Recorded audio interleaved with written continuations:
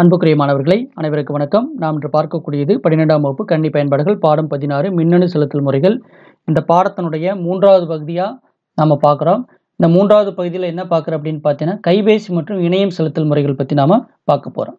அதாவது திறன்பேசிகள் ஏற்கனவே எண்ணியல் படக்கருவி மற்றும் குரல் பதிவு கருவிகள் இடத்தை கைப்பற்றியதைப் போல் விரைவில் அது மெய்நிகர் பற்றட்டையின் இடத்தையும் கைப்பற்றும். இவை எந்த நெகிழி அட்டைகளும் இல்லாமல் உடனடியாக பணத்தை அனுப்பும் அல்லது பெறவும் வழிவகை செய்யும் அப்படிங்கிறார். எப்படி நம்ம டெபிட் கார்டு கிரெடிட் கார்டு இல்லாமல் பணத்தை செலுத்துறதுக்கு அடுத்த ஒரு முக்கியமான வசதி எது அப்படின்னு பார்த்தீங்கன்னா இந்த கைபேசி அப்படின்னு சொல்லியிருக்கிறாங்க. இப்போ கைபேசி வங்கி சேவை பாருங்க. கைபேசி வங்கி சேவை அதாவது மொபைல் பேங்கிங் என்பது மின்வங்கி சேவையின் மற்றொரு வடிவமாகும். இதெல்லாம் கொஞ்சம் நோட் பண்ணி வைத்துக்கோங்க. மின்வங்கி சேவையினுடைய மற்றொரு பகுதி தான் என்னது? இந்த மொபைல் பேங்கிங் அப்படின்னு சொல்லக்கூடியது. கைபேசி வங்கி சேவை என்ற சொல் வாடிக்கையாளர்களுக்கு வங்கி பரிவர்த்தனைகளுக்கு நகர்பேசியின் உதவியுடன் நடந்து வங்கிகள் வழங்கும் சேவைகளை குறிக்கிறது. இந்த பரிவர்த்தனைகள் பணம் இருப்பு சரிபார்த்தல், பிற கணக்குகளுக்கு பணம் மாற்றுதல், பணம் செலுத்துதல், கொள்முதல் போன்றவை அடங்கும். இதன் மூலம் எந்த நேரத்திலும் எந்த இடத்திலும் பரிவர்த்தனைகளை மேற்கொள்ளலாம் அப்படின்னு சொல்லியிருக்கிறாங்க. இந்த கைபேசி பயன்படுத்தி நாம் என்ன பண்ணிக்கலாம் அப்படின்னா வங்கி சேவையை நம்ம நுகர முடியும். அதாவது ஒவ்வொரு பேங்க்கும் வைத்திருக்கக்கூடிய அந்த மொபைல் பேங்கிங் ஆப்ஸை நம்ம நம்மளுடைய மொபைல் இன்ஸ்டால் பண்ணி வைத்து கொண்டால் நம்ம என்ன பண்ணலாம், நம்ம மொபைல் ஃபோன்ல இருந்தே நம்ம அதாவது பேங்க் செய்யக்கூடிய அனைத்து நடவடிக்கைகளையும் நம்ம செய்ய முடியும். ஒருத்தருக்கு பணம் அனுப்புகிறோம், அதே மாதிரி ஒரு பொருளை வாங்குகிறோம், அடுத்து பார்த்தீங்கன்னா ஏதாச்சும் ரீசார்ஜ் பண்ணுறோம். இந்த மாதிரி அனைத்து வசதிகளையுமே நாம் மொபைல் ஃபோன்லேயே செய்ய முடியும். அதுக்கு பயன்படுத்தக்கூடிய ஒரு வசதி தான் இந்த மொபைல் பேங்கிங். ஓகே, அதாவது கைபேசி வங்கி சேவை அப்படின்னு சொல்லக்கூடியது. இது வாடிக்கையாளருக்கு ரொம்ப எளிமையாக இருக்கிறது. மித்தது பார்த்தீங்கன்னா இப்போ இன்டர்நெட் பேங்கிங்கெல்லாம் கூட நம்ம லேப்டாப்போ டெஸ்க்டாப்போ இருந்தால் தான் நம்ம அதை கொஞ்சம் எளிமையாக பயன்படுத்த முடியும். இந்த மொபைல் பேங்கிங் பார்த்தீங்கன்னா நம்மளுடைய வங்கி சேவையை நுகர்வதற்காக ரொம்பவுமே எளிமையாக நம்மளுக்கு அதாவது எளிமையாக பயன்படுத்தக்கூடிய ஒரு முறை அப்படின்னு கூட நம்ம இதை சொல்லலாம். ஓகே, இது என்ன பண்ணலாம், நாம் எந்த டைமில் வேணாலும் அதாவது இப்போ 24 ஹவர்ஸும் நாம் மொபைல் பேங்கிங் பயன்படுத்தி நம்ம வங்கி சேவை நுகர்வதற்காக வங்கி என்ன இருக்குது நம்மளுக்கு ஒரு வாய்ப்பை கொடுத்துருக்கிறது அப்படின்னு சொல்லலாம். ஓகே, சரி, இதெல்லாம் கொஞ்சம் நீங்கள் நோட் பண்ணி வச்சுக்கோங்க. இந்த கொஸ்டின்ஸ் கூட கேட்பாங்க. அதாவது கைபேசி வங்கி சேவை என்றால் என்ன அப்படின்னு கேட்டால் நீங்கள் இதையெல்லாம் எழுதணும். ஓகே, பணம் செலுத்துறது, பணத்தை மாற்றுறது, அதே மாதிரி கொள்முதல் செய்கிறது, ஏதாவது ரீசார்ஜ் பண்ணுறது அப்படிங்கிறது எந்த இடத்துலேருந்து எப்போ வேணாலும் என்ன பண்ணிக்கலாம், நம்ம செயல்படுத்திக்கலாம். இதை செயல்படுத்துறதுக்கு இணைய இணைப்பு கட்டாயம் நம்ம மொபைல் ஃபோனில் வேணும். ஓகே, அதை மட்டும் நீங்கள் தெரிந்து கொள்ள வேண்டும். அடுத்தது பார்த்தீங்கன்னா மாணவர்களே, இதுலேயே அதாவது நகர்பேசியில் நிறுவப்பட்டுள்ள வேப் நெறிமுறை பொருத்தமான பயன்பாட்டின் மூலம் வங்கியின் இணையதளத்துடன் நகர்பேசியை அமர்வு நடைமுறைக்கு தகுதிப்படுத்துகிறது. இந்த வகையில் நகர்பேசி மூலம் பயனர் தனது சொந்த நிதி கணக்கின் தொலைநிலை மேலாண்மை மீது நிரந்தர கட்டுப்பாட்டை கொண்டுள்ளார். நகர்பேசி வங்கி செயல்பாடுகளை பின்வரும் வழிகளில் செயல்படுத்த முடியும் அப்படின்னு சொல்லியிருக்குது. அலைப்பதிவு மையத்தை தொடர்பு கொள்ளுதல், தானியங்கி ஐவிஆர் தொலைபேசி சேவை, எஸ்எம்எஸ் வழியாக நகர்பேசியை பயன்படுத்துதல், வேப் தொழில்நுட்பம், திறன்பேசி பயன்பாடுகளை பயன்படுத்துதல், இதெல்லாம் பார்த்தீங்கன்னா அதாவது கைபேசி வங்கி சேவையில் சொல்லியிருக்குது. ஓகே, இதெல்லாம் கொஞ்சம் நோட் பண்ணி வைத்துக்கொள்ள வேண்டும். அடுத்து மாணவர்களே, இணைய வங்கி சேவை. மின்வங்கி சேவை என்பது இணைய வங்கி, நிகழ்நிலை வங்கி, மெய்நிகர் வங்கி, அதாவது நேரடி வங்கி, வலையமைப்பு வங்கி மற்றும் தொலை வங்கிகளுக்கு ஒரு தொகுப்பு பெயராகும் அப்படின்னு சொல்லியிருக்கிறாங்க. இணைய வங்கி அப்படிங்கிறது மின்வங்கி சேவை. ஆமாம், அதாவது இணையத்தை பயன்படுத்தி நம்ம வங்கி சேவையை நுகர்றதா இந்த இணைய வங்கி சேவை அப்படின்னு சொல்லக்கூடியது. இந்த இணைய வங்கி சேவையை பயன்படுத்தணும் அப்படின்னா எந்த பேங்க்கில் நம்ம அக்கௌண்ட் வச்சுருக்கிறோமோ அந்த பேங்க் நம்மளுக்கு என்ன உண்டு அப்படின்னு பார்த்தீங்கன்னா நம்மளுக்கு யூசர் ஐடி பாஸ்வேர்டு கொடுக்கும். அந்த யூசர் ஐடி பாஸ்வேர்டு வச்சு நம்ம என்ன பண்ணலாம், நம்ம இந்த இணைய வங்கி சேவை அதாவது நெட் பேங்கிங் நாம் பயன்படுத்த முடியும். இந்த நெட் பேங்கிங்ல இருந்தும் நாம் ஒரு பொருளை வாங்குறது, அதே மாதிரி ஒரு நம்ம இன்னொருத்தருக்கு பணத்தை அனுப்புறது, அவங்க நம்மளுடைய அக்கௌண்ட்டுக்கு பணத்தை அனுப்பலாம். அதே மாதிரி பார்த்தீங்கன்னா ரீசார்ஜ் பண்ணுறது, அதே மாதிரி காப்பீட்டு கட்டணம் இன்சூரன்ஸ் கட்டணத்தெல்லாம் நாம் செலுத்துறது, இது அனைத்து வகையான வசதிகளையுமே நாம் இணையத்தின் மூலமாக செய்து கொள்ளலாம். அதாவது வங்கிக்கு போகாமையே நாம் என்ன பண்ணலாம், பணத்தை செலுத்துறதுக்கு இந்த மின்வங்கி சேவையும் அதாவது இணைய வங்கி சேவையும் அதே மாதிரி கைபேசி வங்கி சேவையும் பயனருக்கு ரொம்ப ஒரு உபயோகமாக இருக்கக்கூடிய ஒன்று அப்படின்னு இதையே சொல்லலாம். அதே மாதிரி வங்கி நிறுவனங்களால் இயக்கப்படும் பாதுகாப்பான வலைத்தளத்தில் பல்வேறு பண பரிவர்த்தனைகளை நடத்த ஒரு வாடிக்கையாளரை மின்வங்கி அனுமதிக்கிறது அப்படிங்கிறான். மொபைல் பேங்கிங்னா அந்த வங்கி வழங்கக்கூடிய மொபைல் அப்ளிகேஷனை வச்சு நம்ம டவுன்லோட் பண்ணி அதை அதன் மூலமாக பயன்படுத்துகிறோம். மின்வங்கி சேவை எப்படின்னா ஒவ்வொரு பேங்க்கும் தனக்குண்டான ஒரு ஒரு வெப்சைட்டை வந்து வைத்திருக்கும் அந்த வங்கியினுடைய பெயரில். அந்த வெப்சைட்டுக்குள்ளே போய் தான் நம்ம யூசர் ஐடி பாஸ்வேர்டெல்லாம் கொடுத்து நம்ம வங்கி சேவை வந்து நுகர முடியும். அதையெல்லாம் வந்து நீங்கள் நோட் பண்ணி வைத்துக் கொள்ள வேண்டும். அதாவது எந்த ஒரு வங்கி பரிவர்த்தனையும் செய்ய மிகவும் வேகமான மற்றும் வசதியான வழியாகும். இதன் மூலம் வங்கியின் வாடிக்கையாளர்கள் பலவிதமான பண பரிவர்த்தனைகளை அதன் இணையதளத்தின் மூலம் மேற்கொள்ள ஏதுவாகிறது. நிகழ்நிலை வங்கியில் முறை கோர் பேங்கிங் முறையுடன் இணைக்கப்பட்டு ஒரு தனிப்பட்ட வாடிக்கையாளரை தனக்கென வங்கி கிளையை பிரத்யேகமாக இயக்குவது போன்றது அப்படிங்கிறார். அதாவது பேங்க்ல போய் நம்ம என்ன செயல்பாடுகளை செய்யறோமோ அதே மாதிரி வந்து நம்ம என்ன பண்ணிக்கலாம், அந்த பேங்க்கினுடைய இணையதளத்தில் போய் நம்மளுக்கு தேவையான சேவைகள், அதாவது நம்ம தேவையான பயன்பாடுகள்லாம் நம்மளே வந்து பயன்படுத்திக்கலாம் அப்படின்னு சொல்லியிருக்கிறாங்க. இதையெல்லாம் கொஞ்சம் நீங்கள் நோட் பண்ணி வைத்துக்கொள்ள வேண்டும். இது ஸ்டேட் பேங்கினுடைய இந்த வெப்சைட்னுடைய படம் இதெல்லாம் கொடுத்துருக்குறாங்க பாருங்கள். ஓகே, அதே மாதிரி பார்த்தீங்கன்னா இது வந்து ஒரு மொபைல் பேங்க்கில் எப்படி ஸ்டேட் பேங்க்னுடைய ஃப்ரீடம் எப்படி வந்து செயல்படுது அப்படிங்கிறத பற்றி எல்லாம் சொல்லியிருக்கிறாங்க. டிரான்சாக்ஷனுக்கும் ஃபண்ட் ட்ரான்ஸ்ஃபர் எப்படி பண்ணுறதும் சொல்லியிருக்கிறாங்க. எல்லா பேங்க்குமே வந்து மொபைல் ஆப்ஸும் வந்து உங்களுக்கு கொடுத்துருக்குறாங்க. நீங்கள் என்ன பண்ணிக்கலாம், அதை வந்து நீங்கள் டவுன்லோட் பண்ணி பயன்படுத்திக்க முடியும். அந்த ஒரு வாய்ப்பு வந்து இருக்குது. அடுத்து மாணவர்களே, நன்மைகள். இந்த நெட் பேங்கிங்னால என்னென்ன நன்மைகள் இருக்குது அப்படிங்கிறத சொல்லியிருக்கிறாங்க. வாங்க என்ன அப்படின்னு சொல்லி பார்க்கலாம்.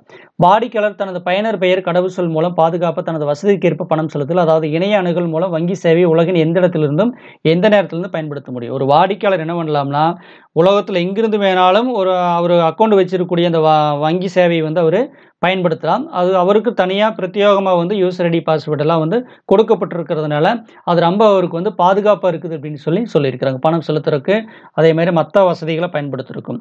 அடுத்து பார்த்தோன்னா ஏதேனும் ஒரு உலாவி மட்டுமே போதுமானது. மின்வங்கி சேவைக்கு எந்த ஒரு கூடுதல் மென்பொருளும் தேவையில்லை அப்படிங்கிற. அதாவது ஏதோ ஒரு ப்ரௌசர் நம்மளுடைய மொபைல்லையோ அல்லது நம்மளுடைய டெஸ்க்டாப் லேப்டாப்லையோ இருந்தால் போதும். அதை வச்சு என்ன பண்ணிக்கலாம், நாம் வந்து அந்த வங்கி சேவையை வந்து நுகர முடியும். அதேமாதிரி வழக்கமான பரிவர்த்தனைகள் தவிர வங்கி கணக்கில் நிலுவைகள் பரிவர்த்தனை, அறிக்கைகள், சமீபத்திய பரிவர்த்தனைகள், பிற கட்டணங்கள் செலுத்தல், திருட்டு அல்லது இழப்பு ஏற்பட்டால் அட்டையை முடக்குதல், மற்ற வங்கி சேவைகளை, கடன் அட்டைகள், வைப்பீடுகள், கடன் முதலியன அனைத்து வங்கி செயல்பாடுகள் முழுமையான கட்டுப்பாட்டையும் வழங்குகிறது. அதாவது நாம் அனைத்து வகையான டிரான்சாக்ஷனையும் வந்து நாம் என்ன பண்ணிக்கலாம், இந்த நெட் பேங்கிங் பயன்படுத்தி நாம் செயல்படுத்த முடியும். அதே மாதிரி வேணுங்கிற ரிப்போர்ட்டு நம்ம எல்லாம் வந்து நம்மளுக்கு மாதம் எவ்வளோ டிரான்சாக்ஷன் பண்ணிக்கிறோம் அப்படிங்கிற ரிப்போர்ட் எல்லாம் வந்து நாம் தெரிஞ்சுக்கலாம். அதே மாதிரி மித்த கட்டணங்கள், தொலைபேசி கட்டணமாக இருந்தாலும் சரி, மின் கட்டணமாக இருந்தாலும் சரி, அதே மாதிரி இன்சூரன்ஸ் கட்டணமாக இருந்தாலும் சரி, எல்லாமே வந்து நாம் வந்து செலுத்திக்கலாம். ஒருவேளை ஏதாச்சும் வந்து நம்ம வைத்திருக்கக்கூடிய ஏடிஎம் கார்டு ஏதாச்சும் நம்மளுக்கு திருடு போயிடுச்சு, வேறு ஏதாச்சும் நடக்குது அப்படின்னா உடனே நம்ம என்ன பண்ணிக்கலாம், உடனே நம்ம வந்து நெட் பேங்கிங்கில் போய் அந்த நம்ம ஏடிஎம் கார்டவோ அல்லது கிரெடிட் கார்டவோ நம்ம வந்து பிளாக் பண்ணிக்கலாம். அதை வந்து நம்ம என்ன பண்ணிக்கலாம், செயல்படாமல் வந்து அதை வந்து தவிர்த்துக்கலாம். அந்த அளவுக்குலாம் வந்து ஒரு வாய்ப்புகள் வந்து இந்த இணைய வங்கி சேவை வந்து வாடிக்கையாளருக்கு வந்து வழங்குகிறது அப்படின்னு சொல்லலாம். ஓகே, இதெல்லாம் நன்மைகளை கொடுத்துருக்குறாங்க மாணவர்களே. இதை நீங்கள் கொஞ்சம் தெளிவாக தெரிந்து கொள்ள வேண்டும். ஓகே, அடுத்து பார்த்தீங்கன்னா மாணவர்களே, நிகழ்நிலை வங்கி சேவையை பயன்படுத்தி நிதி பரிமாற்றம் செய்வதற்கான படிநிலைகள். ஆமாம், அதாவது ஆன்லைனை பயன்படுத்தி எப்படி வங்கி சேவை பயன்படுத்தி நிதி பரிமாற்றம் எப்படி செய்கிறது அப்படிங்கிறத கொடுத்துருக்குறாங்க. பாருங்கள், முன்னதாக வங்கி வழங்கிய பிரத்யேக பயனர் பெயர் மற்றும் கடவுச்சொல்லை பயன்படுத்தி நிகழ்நிலை வங்கி கணக்கில் உள்நுழையும். அதாவது நம்ம இந்த நெட் பேங்கிங் பயன்படுத்தோம்னா பேங்க் நம்மளுக்கு யூசர் ஐடி பாஸ்வேர்டு கொடுத்துருப்பாங்க. அந்த யூசர் ஐடி பாஸ்வேர்டை அந்த பேங்க்கினுடைய வெப்சைட்டில் கொடுத்து நம்ம என்ன பண்ணிக்கலாம், நம்ம வந்து கொடுத்துள்ள லாகின் ஆகிக்கலாம். நிதி பரிமாற்றத்தை செயல்படுத்த பயனாளியை பணம் பெறுவதில் சேர்க்கவும். இப்போ வந்து நாம் இதில் வந்து மணி டிரான்சாக்ஷன் ஃபண்ட் ட்ரான்ஸ்ஃபர் பண்ணுறோம் அப்படின்னா நம்ம யாருக்கு வந்து அமௌண்ட் செலுத்துகிறோமோ அவங்கள வந்து என்ன பண்ணிக்கணும், நம்மளுடைய அதாவது இந்த நெட் பேங்கிங்கில் போய் அவங்கள வந்து நம்ம வந்து ஆட் பண்ணிக்கணும். ஓகே, நம்மளுடைய வங்கி கணக்கோடு என்ன பண்ணிக்கணும், அவங்கள ஆட் பண்ணிக்கணும். ஆட் பண்ணும்போது அவங்களுடைய அக்கௌண்ட் நம்பரு, பெயர், ஐஎஃப்எஸ்சி கோடு இதெல்லாம் வந்து நாம் கட்டாயம் பதிவு பண்ணணும். ஓகே, அடுத்தது பார்த்தீங்கன்னா பயனாளி சேர்க்கப்பட்டவுடன் நிதி பரிமாற்ற முறையை தேர்வு செய்யும். நீங்கள் எந்த மெத்தேடில் வந்து அவருக்கு வந்து பணம் செலுத்துறீங்க, ஆர்டிஜிஎஸ்ஸா, நெப்டா, ஐஎம்பிஎஸ்ஸா அப்படிங்கிற என்ன மெத்தேடில் பணம் செலுத்துறீங்க அப்படிங்கிறது சொல்லணும். இதை பற்றி நான் மறுபடியும் உங்களுக்கு தெளிவாக சொல்கிறேன். அது ஆர்டிஜிஎஸ், என்இஎஃப்டி, ஐஎம்பிஎஸ் பற்றி உங்களுக்கு மறுபடியும் நான் சொல்கிறேன். அடுத்து பணத்தை செலுத்த வேண்டிய கணக்கை தேர்ந்தெடுக்கவும். அதாவது எந்த அக்கௌண்ட்டுக்கு வந்து நீங்கள் பணம் செலுத்துகிறீங்க. அதேமாரி அடுத்தது பணம் பெறுவரை தேர்ந்தெடுக்க வேண்டும். அதேமாரி அனுப்ப விரும்பும் தொகையை தேர்ந்தெடுக்கணும். ஃபஸ்ட்டு என்ன பண்ணோன்னே இப்போ நம்ம அக்கௌண்ட்டை சூஸ் பண்ணிக்கணும். அடுத்து யாருக்கு செலுத்துகிறோமோ அவங்க அக்கௌண்ட்டை சூஸ் பண்ணிக்கணும். அதே மாதிரி எவ்வளோ அமௌண்ட் அப்படிங்கிறது சொல்லணும். சொல்லிவிட்டு அதில் நம்ம என்ன குறிப்பு, என்ன நோட்ஸ் அப்படிங்கிறது நாம் கொடுக்கணும். அதுக்கடுத்தது என்ன பண்ணிக்கலாம், நீங்கள் வந்து சப்மிட் கொடுத்தீங்கன்னா உடனே நம்மளுக்கு என்ன வந்து பார்த்தீங்கன்னா ஒன் டைம் பாஸ்வேர்டு வந்து நம்மளுக்கு நம்முடைய அதாவது ரிஜிஸ்டர்டு மொபைல் நம்பருக்கு வந்து வரும். அப்போ நம்ம ஒன் டைம் பாஸ்வேர்டு கொடுத்தோம்னா ஆட்டோமேட்டிக்காக என்ன ஆயிரும், அது வந்து அவங்களுடைய அக்கௌண்ட்டுக்கு வந்து கிரெடிட் ஆயிரும். அடுத்து நவீன மின்னணு பண பரிமாற்றம் தனிப்பட்ட அடையாள எண் ஒருமுறை கடவுச்சொல் போன்றவற்றால் பாதுகாக்கப்படுகிறது. அதாவது பின் நம்பரை கூட கொடுத்து நம்ம வந்து மணி வந்து ட்ரான்ஸ்ஃபர் பண்ணலாம் அப்படின்னு சொல்லியிருக்குது. ஒரு தானியங்கி தீர்வு அமைப்பு அதன் மின் பணம் செலுத்தும் அப்படிங்கிறதையும் சொல்லியிருக்கிறாங்க. அதாவது சிம்பிளாக அமைச்சுங்க, நம்மளுடைய அக்கௌண்ட்ல இருந்து நெட் பேங்கிங் மூலமாக இன்னொருத்தர் அக்கௌண்ட்டுக்கு வந்து பணம் செலுத்தணும்னா ஃபஸ்ட்டு வந்து பேங்க் கொடுத்த யூசர் ஐடி பாஸ்வேர்டு வச்சு அந்த பேங்க்னுடைய வெப்சைட்டில் நான் ஃபஸ்ட்டு லாகின் ஆகணும். லாகின் ஆகிட்டு அதுக்கும் பிறகு யாருக்கு அனுப்புகிறோமோ அந்த அவருடைய அக்கௌண்ட்டை வந்து நம்மளுடைய அக்கௌண்ட்டோட வந்து லிங்க் பண்ணணும். லிங்க் பண்ணிவிட்டு அதுக்கு பிறகு என்ன பண்ணணும்னா நம்மளுடைய அக்கௌண்ட்டை சூஸ் பண்ணிவிட்டு அவருடைய அக்கௌண்ட் சூஸ் பண்ணிவிட்டு பெயரில் டைப் பண்ணிவிட்டு அமௌண்ட்டையும் டைப் பண்ணிவிட்டு நாம் வந்து அதில் என்ன நோட் அப்படிங்கிறதையும் கொடுத்துட்டு நம்ம சப்மிட் கொடுக்கணும். சப்மிட் கொடுத்தோன்னே நம்மளுடைய ரிஜிஸ்டர்டு மொபைல் நம்பர் பேங்க்கில் என்ன மொபைல் நம்பர் கொடுத்துருக்கிறோமோ அந்த மொபைல் நம்பருக்கு வந்து ஓடிபி வரும்.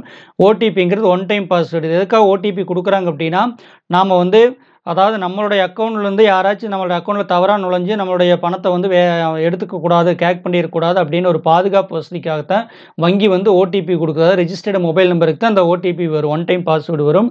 நம்ம அந்த ஒன் டைம் பாஸ்வேர்டு கொடுத்துட்டு அப்படின்னா என்னாகும், நம்முடைய அக்கௌண்ட்லேருந்து பணம் வந்து சென்றடையும். அதுபோக இல்லாமல் ஓடிபி மட்டும் நாம் கொடுத்தால் வந்து பணம் போகாது.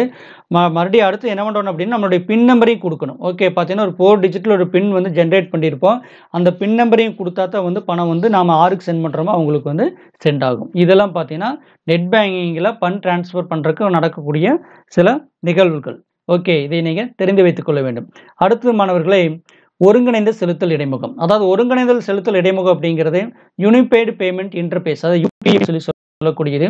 வங்கிகளுக்கு இடையேயான பரிவர்த்தனைகளை எளிதாக இந்திய தேசிய செலுத்தல் நிறுவனம் என்பிசிஐ மூலம் உருவாக்கப்பட்ட ஒரு நிகழ்நேர கட்டணம் செலுத்தும் அமைப்பு. இதெல்லாம் கொஞ்சம் நோட் பண்ணி வச்சுக்கங்க.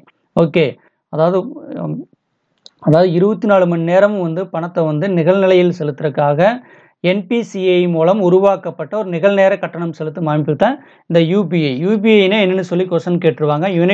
யூனிஃபைடு பேமெண்ட் இன்டர்ஃபேஸ் அப்படின்னு சொல்லக்கூடியது. இதை யார் வந்து நிர்வகிக்கிறாங்க அப்படின்னு பார்த்தீங்கன்னா என்பிசிஐங்கிற அந்த அமைப்பு தான் வந்து இதை வந்து நிர்வகிக்கிறாங்க. இது என்பிசிஐ அப்படின்னா என்ன அப்படின்னு பார்த்தீங்கன்னா national payment corporation of India அப்படிங்கிற அந்த அமைப்பு தான் வந்து இதை வந்து நிர்வகிக்குது. இது வந்து எளிய பாதுகாப்பு மற்றும் உடனடி பணம் செலுத்தும் வசதி. இது வந்து ரொம்ப பாதுகாப்பானது, எளிமையாக இருக்கக்கூடியது, உடனடியாக பணம் செலுத்துறதுக்கு ஒரு வசதி இதில் இருக்குது அப்படின்னு சொல்லியிருக்குது. இதன் இடைமுகம் இந்திய ரிசர்வ் வங்கியினால் ஒழுங்குபடுத்தப்பட்டு 2 வங்கி கணக்குகளுக்கு இடையே உடனடியாக பணத்தை கைபேசி சாதனங்கள் மூலம் பரிமாற்றம் செய்யப்படுகிறது. இதை பொறுத்த வரைக்கும் யூபிஐ பொறுத்த வரைக்கும் மொபைல் போன் மூலமாக வந்து 2 வங்கி கணக்குகளுக்கு இடையே வந்து பணம் பரிமாற்றம் செய்ய பயன்படுத்தக்கூடிய ஒரு முறை தான் என்னது, இந்த யூபிஐ முறை அப்படின்னு சொல்லக்கூடியது. இதெல்லாம் கொஞ்சம் நீங்கள் நோட் பண்ணி வச்சுக்கோங்க. பயனாளரிடமிருந்து ஒரு குறிப்பிட்ட தொகை எடுத்து அதன் சொந்த கணக்கில் சேமித்து வைக்கும் மின் பணப்பை போலல்லாமல் பரிவர்த்தனை கோரப்பட்ட போதெல்லாம் வங்கி கணக்கிலிருந்து நேரடியாக நிதியை எடுத்து மற்றொரு கணக்கில் செலுத்துகிறது. எப்பெல்லாம் வந்து பணம் செலுத்துகிறோம்னு சொல்கிறோமோ அப்பெல்லாம் நம்ம வங்கி கணக்கிலிருந்து நம்ம யாருக்கு செலுத்த சொல்கிறோமோ அவங்களுடைய வங்கி கணக்கு நேரடியாக வந்து நிதியை வந்து பரிமாற்றம் செய்யும், பணத்தை வந்து பரிமாற்றம் செய்யக்கூடிய ஒரு வசதி தான் இந்த யூபிஐ வசதி அப்படின்னு சொல்லக்கூடியது. இது மேலும் தேவை மற்றும் வசதியின்படி திட்டமிட்ட ஒன்றிலிருந்து ஒன்றுக்கு நேரடியாக பற்று கோரிக்கையும் இது வழங்குகிறது அப்படின்னு சொல்லியிருக்குது. அடுத்து இந்த ஐஎஃப்எஸ்சி அப்படின்னா என்ன அப்படின்னு பார்த்தீங்கன்னா ஃபினான்ஷியல் சிஸ்டம் கோடு அப்படின்னு சொல்லக்கூடியது. இது ரிசர்வ் வங்கி என்ன பண்ணுது அப்படின்னு பார்த்தீங்கன்னா அதாவது இந்தியன் ஃபினான்ஷியல் சிஸ்டம் கோடு அப்படின்னு சொல்லக்கூடியது. ஒவ்வொரு வங்கிக்கும் ஒரு ஐஎஃப்எஸ்சி கோடு வந்து வழங்கப்பட்டிருக்கும். நாம் வந்து ஒருத்தருக்கு வந்து பணம் செலுத்தணும், ஒரு அக்கௌண்ட்டில் வந்து பணம் போடணும் அப்படின்னா நெட் பேங்கிங் பயன்படுத்தும் போது ஒரு சில டைம் மொபைல் பேங்கிங் பயன்படுத்தும் போதும் கட்டாயம் அது ஐஎஃப்எஸ்சி கோடு இருக்கணும். ஐஎஃப்எஸ்சி கோடு அப்படிங்கிறது என்ன அப்படின்னு பார்த்தீங்கன்னா ஒவ்வொரு வங்கியினுடைய அந்த கிளை வங்கிக்கும் இந்த ஐஎஃப்எஸ்சி கோடு இருக்கும். அக்கௌண்ட் நம்பரும் பெயரும் ஐஎஃப்எஸ்சி கோடை கொடுத்து நம்ம என்ன பண்ணிக்கலாம், பணத்தை வந்து நம்ம வந்து டிரான்ஸ்ஃபர் பண்ணிக்கலாம். ஓகே, அதுக்கு பயன்படுத்தக்கூடிய ஒரு கோடு தான் இந்த IFSC, Indian financial system code அப்படின்னு சொல்லக்கூடிய. அதிலேயே தெளிவாக கொடுத்துருக்குறாங்க பாருங்க. இந்தியாவில் ஒவ்வொரு வங்கியின் கிளையையும் தனித்தனியாக அடையாளம் காட்ட இந்திய ரிசர்வ் வங்கிகள் வெளியிடப்பட்ட 11 இலக்க எண் அப்படின்னு இதையே சொல்லியிருக்கிறாங்க. ஓகே, ஃபஸ்ட்டு அது எத்தனை டிஜிட் இருக்குது அப்படின்னு பார்த்தீங்கன்னா 11 டிஜிட் இருக்கும். இதெல்லாம் கொஞ்சம் நீங்கள் நோட் பண்ணி வைத்துக்கொள்ள வேண்டும். அதாவது 4 டிஜிட் வந்து ஆல்பபெட்டிக்கில் இருக்கும். அடுத்து மீதி டிஜிட்லாம் பார்த்தீங்கன்னா நம்பர்ஸில் இருக்கும். ஓகே, இந்த ஐஎஃப்எஸ்சி கோடு. ஓகே, முன்னே எல்லாருமே நீங்கள் பேங்க் அக்கௌண்ட் வச்சுருப்பீங்கன்னு நினைக்கிறேன். அதில் உங்கள் பாஸ்புக்லேயே வந்து இந்த ஐஎஃப்எஸ்சி கோடு அப்படிங்கிறது பிரிண்ட் ஆகிருக்கும். அடுத்து யூபிஐ உடனடி கட்டண சேவை, அதாவது ஐஎம்பிஎஸ் அடிப்படையில் உருவாக்கப்பட்டது அப்படின்னு கொடுத்துருக்கிறேன். நோட் பண்ணிக்கங்க. இந்த யூபிஐ வந்து ஐஎம்பிஎஸ் அடிப்படையில் வந்து உருவாக்கப்பட்டது அப்படின்னு சொல்லியிருக்கிறேன். அந்த ஐஎம்பிஎஸ் அப்படின்னா என்ன அப்படின்னு பார்த்தீங்கன்னா இமிடியேட் பேமெண்ட் சிஸ்டம் அப்படின்னு சொல்லக்கூடியது. அதை தான் என்ன சொல்கிறேன்னா ஐஎம்பிஎஸ் அப்படின்னு சொல்லியிருக்கிறாங்க. இதையும் நோட் பண்ணி வச்சுக்கோங்க. அதாவது ஒரு பரிவர்த்தனையை துவக்க யூபிஐ பயன்பாடு 2 வழிகளை பயன்படுத்துகிறது. உலகளாவிய முகவரி மற்றும் உள்ளமை முகவரி. உலகளாவிய முகவரியில் வங்கி கணக்கு எண் மற்றும் ஐஎஃப்எஸ்சி ஆகியவை அடங்கும். உள்ளமை முகவரியில் மெய்நகரில் செலுத்தும் முகவரி அப்படின்னு சொல்லியிருக்கிறாங்க. மெய்நகர் செலுத்தும் முகவரி, அதாவது virtual payment address VBA, UPI ID என்றும் அழைக்கப்படுகிறது. மெய்நகர செலுத்தல் முகவரி என்ன சொல்லலாம், யூபிஐன்னு சொல்லாங்கிற. மின்னஞ்சல் முகவரி ஒத்தொரு தனிப்பட்ட முகவரி. இவை பல வங்கிகள் மற்றும் முன் செலுத்தும் பணம் செலுத்தல் வழங்குநர்களிடமிருந்து பணம் பெற மற்றும் அனுப்ப நமக்கு உதவுகிறது. வங்கி அல்லது நிதி நிறுவனம் ஆதார் எண் மற்றும் வங்கி கணக்கு எண் தொடர்புடைய தொலைபேசி எண்ணை பயன்படுத்தி விபிஏவை உருவாக்க வாடிக்கையாளரை அனுமதிக்கிறது. வங்கி கணக்கிற்கு மாற்றாக விபிஏ பயன்படுத்துவதன் மூலம் வங்கி கணக்கு பற்றி முக்கிய தகவல்கள் முழுமையாக மறைக்கப்படுகிறது. நாம் என்ன பண்ணலாம்னா ஒருவருடைய மொபைல் நம்பரை வைத்து கூட நம்ம வந்து பணம் செலுத்த முடியும். அந்த மெத்தடுக்கு என்ன சொல்கிறேன்னா வெர்ச்சுவல் பேமெண்ட் அட்ரஸ். இப்படி மொபைல் நம்பரை வைத்தெல்லாம் நம்ம வந்து பணம் செலுத்தும் போது நம்மளுடைய அக்கௌண்ட் நம்பர் இதெல்லாம் வந்து பாதுகாக்கப்படுகிறது அப்படின்னு சொல்லியிருக்கிறாங்க. ஓகே மாணவர்களே, அடுத்து பார்த்தீங்கன்னா இந்த யூபிஐ ஒரு கட்டமைக்கப்பட்ட துணை சேவை தரவு அப்படின்னு சொல்கிறாங்க. இணைய இணைப்பு இல்லாத பயனர்கள் 99# என்ற எண்ணை அழைத்து இந்தியாவிற்குள் யூபிஐ சேவைகளை பெற முடியும். பிற வங்கி கணக்கிற்கு பணம் மாற்றுதல், கட்டண கோரிக்கை போன்ற நிதி சேவைகள் மற்றும் எம்பின் மாற்றுதல் மற்றும் இருப்பு சரிபார்த்தல் போன்ற நிதி அல்லாத சேவைகள் தற்போது யூஎஸ்எஸ்டியில் கிடைக்கிறது அப்படின்னு சொல்லியிருக்கிறாங்க. இதெல்லாம் கொஞ்சம் நீங்கள் நோட் பண்ணி வைத்துக்கொள்ள வேண்டும். ஓகே, ஆமாம், இணைய இணைப்பு இல்லைன்னா கூட *99# என்ற எண்ணுக்கு வந்து நாம் கால் பண்ணி நம்ம வந்து வங்கி சேவை வந்து பயன்படுத்த முடியும் அப்படின்னு சொல்லியிருக்கிறாங்க. இதை நீங்கள் நோட் பண்ணி வைத்துக்கொள்ள வேண்டும். அடுத்து மாணவர்களே, mobile banking personal identification number, அதான் MPIN. Mobile banking personal identification number. Mobile பேங்க்காக நம்ம டிரான்சாக்ஷன் பண்ணும்போது இந்த எம்பின் வந்து நம்ம ஜென்ரேட் பண்ணணும். ஓகே, அதுக்கு பயன்படுத்த அந்த நம்பரை தான் என்ன சொல்கிறோன்னா எம்பின் அப்படின்னு சொல்கிறோம். மொபைல் பேங்கின் தனிநபர் அடையாள எண் ஒவ்வொரு பணம் செலுத்தலையும் உறுதிப்படுத்த தேவைப்படுகிறது. ஒவ்வொரு முறையும் நம்ம வந்து பணம் செலுத்தணும் அப்படின்னா இந்த எம்பின் கொடுத்தா தான் பணம் வந்து ட்ரான்ஸ்ஃபர் ஆகும், இல்லைன்னா ட்ரான்ஸ்ஃபர் ஆகாது. இந்த எம்பின் மறந்துட்டால் கூட தவறுதலாக நீங்கள் 2-3 டைம் கொடுத்துட்டீங்கன்னா கூட நம்ம மறுபடியும் வந்து அதை வந்து ரீசெட் ஆகிரும், பயன்படுத்த முடியாது. திரும்ப வந்து நம்ம அந்த பேங்க் தொடர்பு கொண்டு நம்ம எம்பின் வாங்கி தான் ஜென்ரேட் பண்ணி திரும்ப வந்து நம்ம டிரான்சாக்ஷனை பண்ண முடியும். அடுத்து பார்த்தீங்கன்னா மாணவர்கள், யூபிஐ ஒற்றை மொபைல் பயன்பாட்டில் பல வங்கி கணக்குகளை இயக்க அனுமதிக்கிறது. யூபிஐ பயன்பாடுகள் விபிஐ இல்லாத போது ஆதார் எண்ணை மட்டும் பயன்படுத்தி பரிவர்த்தனை தொடங்க அனுமதிக்கிறது. ஆதார் எண்ணை பயன்படுத்தி கூட இந்த விபிஐ வந்து நம்ம வந்து டிரான்சாக்ஷன் பண்ணிக்கலாம் அப்படின்னு சொல்லியிருக்குது. அதேமாதிரி நன்மைகள் பார்த்தீங்கன்னா 24x7, அதாவது 7 மணி நேரமும் மொபைல் சாதனத்தின் மூலம் உடனடியாக பண பரிமாற்றம் செய்யலாம். வங்கி கணக்குகளை அணுவதற்கு ஒற்றை மொபைல் பயன்பாட்டை பயன்படுத்தலாம். ஒரே ஒரு மொபைல் பயன்பாடு இருந்தால் போதும் நம்ம வங்கி சேவை பயன்படுத்த முடியும். அதே மாதிரி ஒவ்வொரு பரிவர்த்தனைக்கும் அட்டை எண், கணக்கு எண், ஐஎஃப்எஸ்சி போன்ற விவரங்களை உள்ளிட வேண்டிய அவசியமில்லை. ஒவ்வொரு டிரான்சாக்ஷனுக்கும் நம்ம ஐஎஃப்எஸ்சி கோடு, கார்டு நம்பர் எல்லாம் கொடுக்கணுங்கிற அவசியம் இல்லை. ஒரு கிளிக் பண்ணாவே வந்து நிதி பண் டிரான்ஸ்ஃபர் வந்து அங்கீகரிக்கப்படும். மின் பணப்பை, கடன் அட்டை அல்லது பற்றட்டை தேவைப்படாமல் மின்னணு பரிமாற்றங்கள் மிகவும் எளிதாக மாறிவிடும் அப்படிங்கிறான். அதாவது கிரெடிட் கார்டு, டெபிட் கார்டு, இ-வாலெட்டில் எல்லாமே ஈஸியாக வந்து மணி டிரான்ஸ்ஃபர் ஆகிறதுக்கு இது ஒரு எளிமையான மெத்தட் அப்படின்னு சொல்லியிருக்கிறாங்க. அடுத்து மாணவர்களே, ஒப்படைப்பின் போது பணம் செலுத்துதல். இந்த சிஓடி அப்படின்னு சொல்லக்கூடியது கேஷ் ஆன் டெலிவரி அப்படின்னு சொல்லக்கூடியது. சிம்பிளாக ஞாபகம் வச்சுக்கோங்க. அதாவது ஒரு பொருளை வந்து நாம் வந்து ஆன்லைனில் வந்து பர்ச்சேஸ் பண்ணுறோம். அதாவது இப்போ பார்த்தீங்கன்னா நம்ம இப்போ அமேசான் இருக்குது, ஸ்னாப்டீல் இருக்குது. இந்த மாதிரி நிறுவனங்கள்லேருந்து நம்ம வந்து ஒரு மொபைல் ஃபோனோ வேறு ஏதாச்சும் ஒரு டிவைஸோ அல்லது வேற ஒரு பொருளவோ நம்ம வாங்குகிறோம்.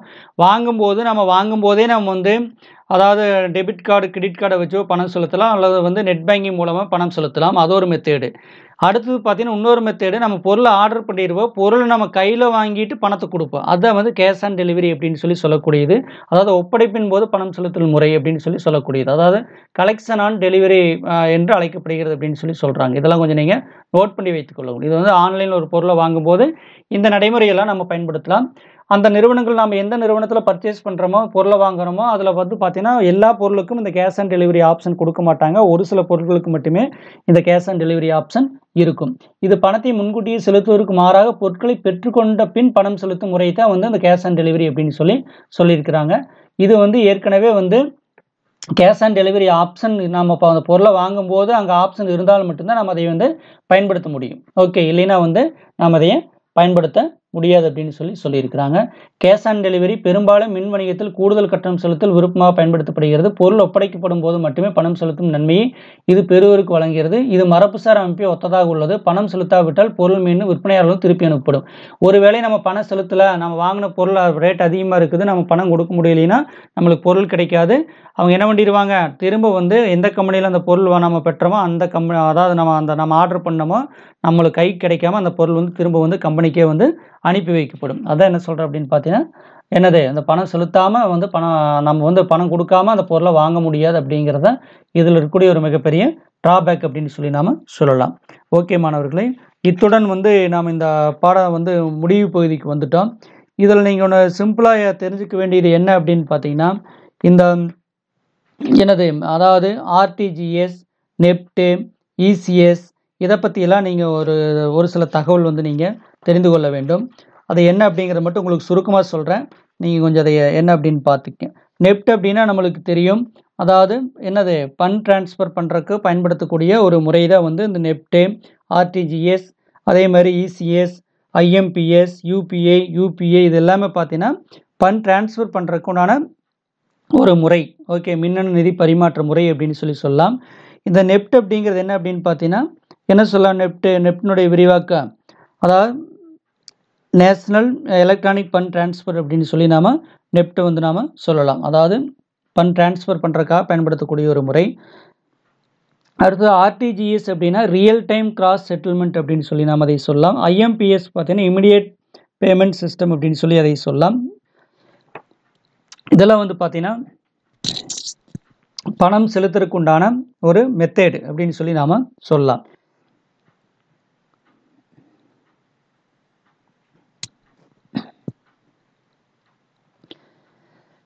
இதில் பணம் செலுத்துறதுக்கு பார்த்தீங்கன்னா இப்போ நெப்ட்டு, ஆர்டிஜிஎஸ் இரண்டுமே நம்ம ஆன்லைன்லேயும் பணம் செலுத்தலாம். அதாவது ஆன்லைனில் நாம் செலுத்த முடியலைன்னா பேங்க்லேயே போய் நாம் வந்து அந்த ஸ்லிப் கொடுத்து நம்ம என்ன பண்ணலாம், பணத்தை வந்து செலுத்தலாம். இது வந்து நெப்ட்லேயும் ஆர்டிஜிஎஸ்லேயும் இருக்கக்கூடிய ஒரு முறை.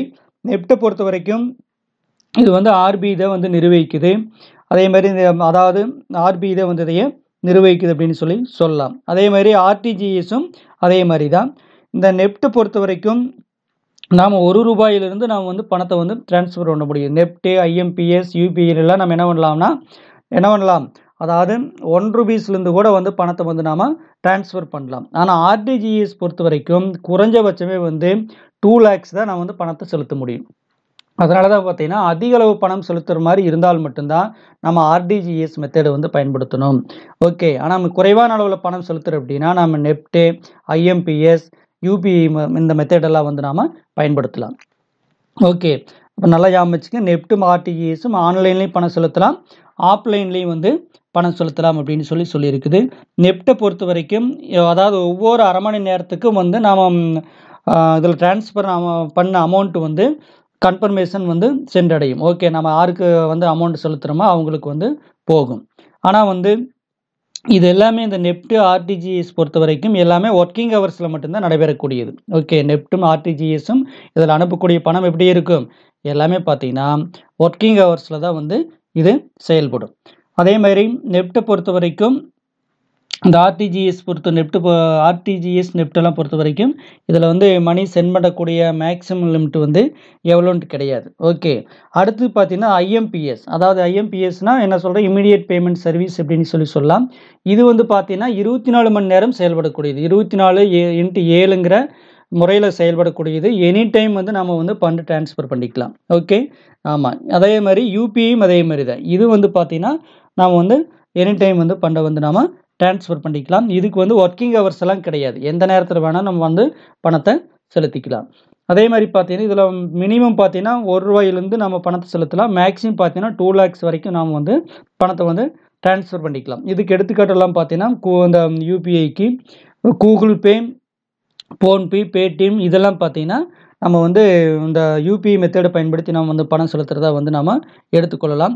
இதுக்கு வந்து நம்ம அதாவது என்ன அப்படின்னு பார்த்தீங்கன்னா இதுக்கு நெட் பேங்கிங்கோ, மொபைல் பேங்கிங்கோ இதுக்கெல்லாம் தேவை கிடையாது. நாம அந்த ஆப்ஸை வச்சுட்டு என்ன பண்ணிக்கலாம், டைரெக்ட்டா வந்து ஃபண்டை வந்து ட்ரான்ஸ்ஃபர் பண்ணிக்கலாம். எந்த மெத்தேட்ல?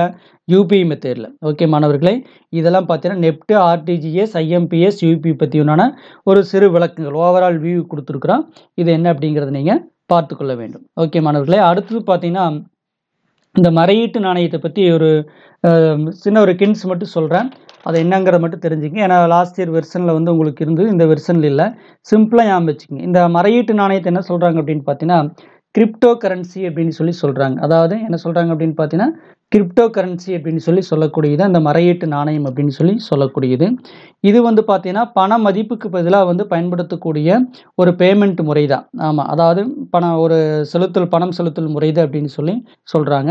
இந்த செக்கு, கிரெடிட் கார்டு, டெபிட் கார்டு, அதே மாதிரி நெட் பேங்கிங், மொபைல் பேங்கிங் இதற்குண்டான ஒரு மாற்று தான் வந்து எதை சொல்கிறாங்க, இந்த கிரிப்டோ கரன்சி வந்து சொல்கிறாங்க. ஓகே, இதில் பார்த்தீங்கன்னா இதை என்ன அப்படின்னு சொல்லலாம்னா இது வந்து எல்லாமே நாம் கண்ணுலலாம் பார்க்க முடியாது. இது வந்து பார்த்தீங்கன்னா ஆன்லைன்லேயே டிரான்சாக்ஷன் நடைபெறும். இதையெல்லாம் நாம் என்ன ஏது அப்படின்னுலாம் என்ன பண்ண முடியாது, இது வந்து உணர முடியாது. ஓகே, இது எல்லாமே பார்த்தீங்கன்னா டீசென்ட்ரலைஸ்ட் பண்ணி வச்சுருப்பாங்க. இது வந்து யாருமே வந்து இதை வந்து கண்ட்ரோல் பண்ண முடியாது. ஓகே, நாம் கண்ட்ரோல் பண்ண முடியாது. இதில் இருக்கக்கூடியது வந்து மாற்ற முடியாது. இந்த கிரிப்டோ கரன்சியினுடைய நோக்கம் என்ன அப்படின்னு பார்த்தீங்கன்னா உலகம் முழுவதும் ஒரே கரன்சி கொண்டு வரணும் அப்படிங்கிற அந்த நோக்கத்தோட வந்து செயல்பட்டு இருக்குது. இன்றைக்கி பார்த்தீங்கன்னா உலகம் முழுவதும் மேக்ஸிமம் பார்த்தீங்கன்னா இந்த டாலர் மதிப்பு வச்சு தான் வந்து பண மதிப்புகளெல்லாம் வந்து கணக்கிடப்படுகிறது. ஆனால் வந்து இந்த கிரிப்டோ கரன்சி வந்த பிறகு அதனுடைய எய்மே என்ன அப்படின்னு பார்த்தீங்கன்னா வேர்ல்டு ஃபுல்லாக வந்து இந்த ஒரு கரன்சி தான் பயன்படுத்தணும் அப்படிங்கிற மெத்தேடில் தான் வந்து இதை வந்து செயல்படுத்திட்டு இருக்கிறாங்க.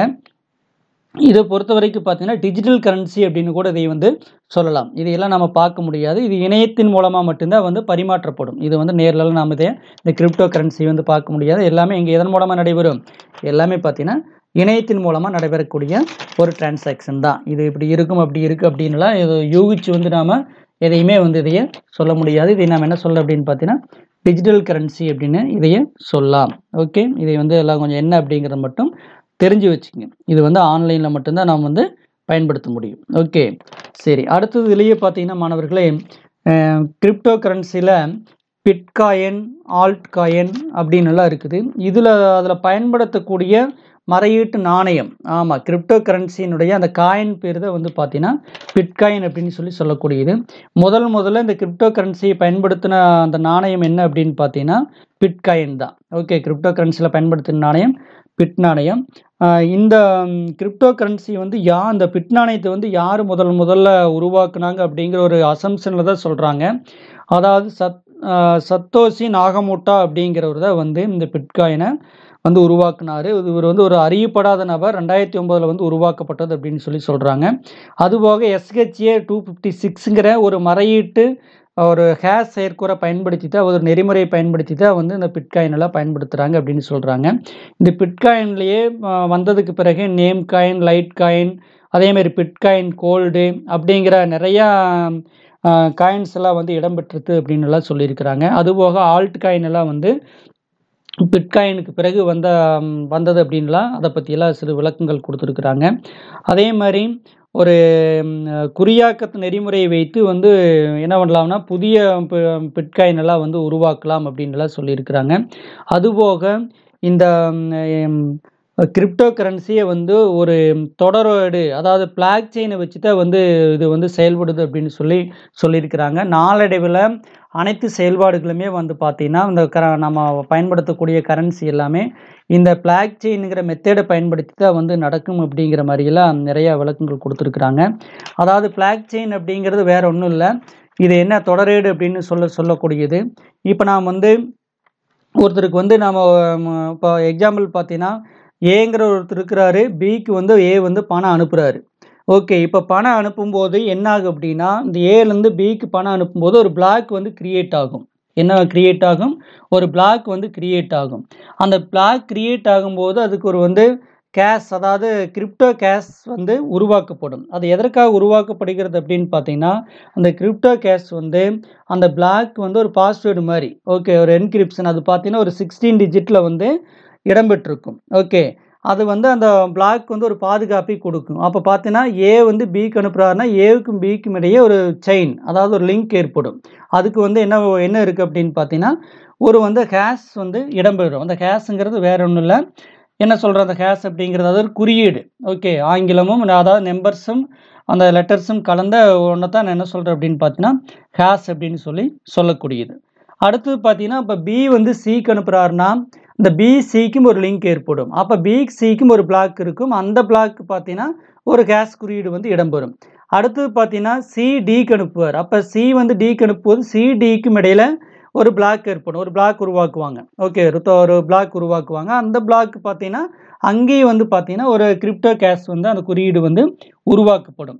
அப்போ பார்த்தீங்கன்னா ஏக்கும் பிக்கும் ஒரு லிங்க் இருக்கும், பிக்கு சிக்கும் ஒரு லிங்க் இருக்கும், சிக்கு டிக்கும் ஒரு லிங்க் இருக்கும். இது வந்து நாம் வந்து ஒரு பேங்க்லேருந்து அமௌண்ட் வந்து நாம் ட்ரான்ஸ்ஃபர் பண்ணுறதா நினச்சிக்கலாம். எதற்காக சார் இப்படி லிங்க் கொடுக்குறாங்க, ஒவ்வொன்றுக்கு எதுக்கு வந்து இந்த கேஷ் அப்படிங்கிறத வந்து உருவாக்குறாங்க அப்படின்னு பார்த்தீங்கன்னா, இந்த ஹேஷ் அப்படிங்கிறது அந்த நாம் ஒருத்தர் நம்ம அக்கௌண்ட்லேருந்து ஒருத்தர் அக்கௌண்ட்டுக்கு வந்து பணம் அனுப்பும்போது அதற்கு ஒரு பாதுகாப்பு கொடுக்குறதா வந்து இந்த ஹேஷ் அப்படின்னு சொல்லலாம். அதனால இது வந்து பிளாக் செயின் அப்படின்னு சொல்கிறாங்க. அந்த எதுக்குங்க சார் பிளாக் செயின் அப்படின்னா, இந்த இன்ஃபர்மேஷன் அதாவது இந்த நம்ம அனுப்பக்கூடிய இந்த தகவல் எல்லாமே பார்த்தீங்கன்னா ஒரு பிளாக்காக இருக்கும். ஓகே, ஒரு செயின் வடிவில் இணைக்கப்பட்டிருக்கும். அதனால தான் வந்து இது பிளாக் செயின் அப்படின்னு சொல்கிறாங்க.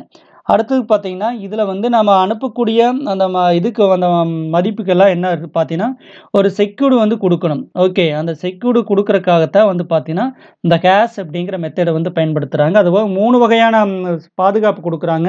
Hash, proof of work, distributed network அப்படின்னு சொல்லிட்டு ஒரு 3 வகையான பாதுகாப்பு வந்து கொடுக்குறாங்க. ஹேஷ் அப்படிங்கிறது குறியீடு. ஓகே, நம்ம வந்து ஏ வந்து பிக்கு அனுப்புகிறார் அப்படின்னா அங்கே ஒரு பிளாக் ஏற்படும். ஏங்கிறது ஒரு பிளாக், பிங்கிறது ஒரு பிளாக்னு வச்சுக்கலாம்.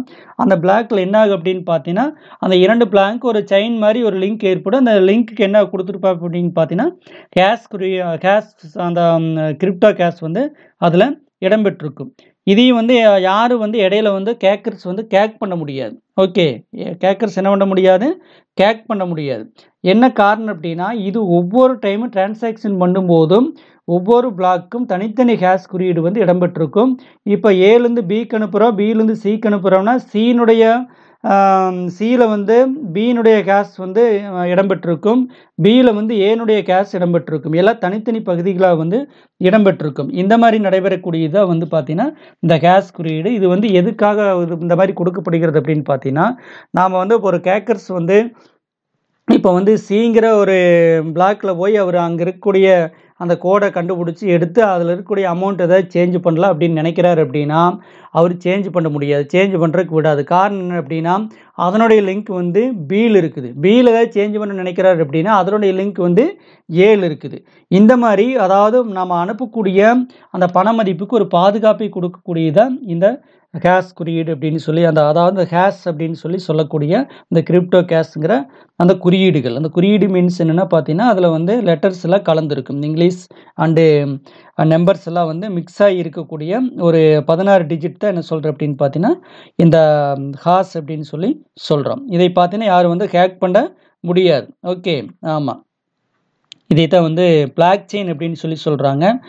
இப்போ நாம் வந்து ஒவ்வொரு பிளாக்கும் பார்த்தீங்கன்னா இன்னொரு பிளாக்கோட லிங்க் ஆகிருக்கும். இப்போ எக்ஸாம்பிள் பார்த்தீங்கன்னா இதில் நம்ம ஒருத்தருக்கு வந்து பணம் அனுப்புகிறோம் அப்படின்னா அந்த பணம் அனுப்பக்கூடியது பார்த்தீங்கன்னா ஒரு நிறையா வாடிக்கையாளருக்கு வந்து நம்மளுடைய அக்கௌண்ட்டில் வந்து பணம் சென்ட் ஆகுது அப்படிங்கிற மெசேஜ் வந்து அங்கே ஒரு 10 வாடிக்கையாளர் இருக்கிறாங்க. அவங்களுக்கு எல்லாமே அங்கே இருக்கக்கூடிய கம்ப்யூட்டர் சர்வரில் வந்து இது எல்லாமே ஸ்டோர் ஆகும்.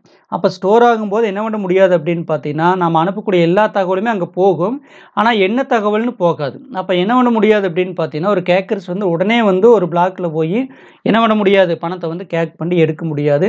அப்போ அவங்களுடைய ஒப்புதலெல்லாம் வந்து அவங்க எல்லாம் கரெக்டாக இருக்குன்னு தெரிஞ்சால் மட்டும்தான் வந்து அந்த பணத்தை வந்து அவங்க வந்து ரிசீவ் பண்ணிக்க முடியும். இந்த மாதிரியெல்லாம் இருக்கக்கூடியது அந்த பிளாக் செயின் அப்படின்னு சொல்லக்கூடியது. நாளடைவில் நம்ம பணத்தை டிரான்ஸ்ஃபர் பண்ணுறதுக்கு எல்லாமே வந்து இந்த பிளாக் செயின் மெத்தடை தான் வந்து பயன்படுத்துவாங்க அப்படிங்கிறல ஒரு கருத்து நிலவுது. இது நாளடைவில் வந்தாலும் இதை வந்து ஆச்சரியப்படுறதுக்கு ஒன்றும் இல்லை அப்படிங்கிறதெல்லாம் சொல்லலாம். அதுபோக இன்னொரு பாதுகாப்பு மெத்தடுன்னா ப்ரூஃப் ஆஃப் ஒர்க் அப்படின்னு சொல்லக்கூடியது. இதில் ஏதாச்சும் கேக்கர்ஸ் வந்து நம்மளுடைய சென்ட் பண்ண அந்த பிளாக்ல போய் அவங்க கேக் பண்ண நினைச்சால் இந்த சிஸ்டம் என்ன பண்ணுது அப்படின்னு பார்த்தீங்கன்னா, அவங்களுக்கு ஒரு ஒர்க்கு குடுத்துரும். நாம ஒரு பசில்ஸ் குடுத்து அதை வந்து சால்வ் பண்ண சொல்லும். இப்ப நான் பார்த்தேன் நெறையா பேர்த்துக்கு வந்து நம்ம வந்து ட்ரான்ஸ்ஃபர் பண்றோம் அப்படின்னா, நெறையா பிளாக் இருக்கு. ஒவ்வொரு பிளாக்லயும் போய் அவங்க பசில்ஸ் எல்லாம் கிளியர் பண்ணி, அதை கிராக் பண்ணி எடுக்கிறதுக்கு ரொம்ப டைம் எடுக்கும். இது ஒரு பாதுகாப்பு முறை அப்படின்னு சொல்றாங்க. அந்த டிஸ்ட்ரிபியூட்டட் நெட்வொர்க்க தான் நான் இப்போ உங்களுக்கு கடைசியா சொன்னது. இப்போ ஒரு பேங்க்ல வந்து அனைவருடைய டீட்டெயிலும் ஒரே சர்வர்ல இருக்குன்னா, கேக்கர்ஸ் போய் உடனே அந்த சர்வர்க்குள்ள போய் பணத்த வந்து ட்ரான்ஸ்ஃபர் பண்ணி கேக் பண்ண முடியும். அதற்கு மாற்றாகத்தான் பார்த்தீங்கன்னா, இந்த டிஸ்ட்ரிபியூட்டட் நெட்வொர்க் சிஸ்டத்த வந்து பயன்படுத்துறாங்க.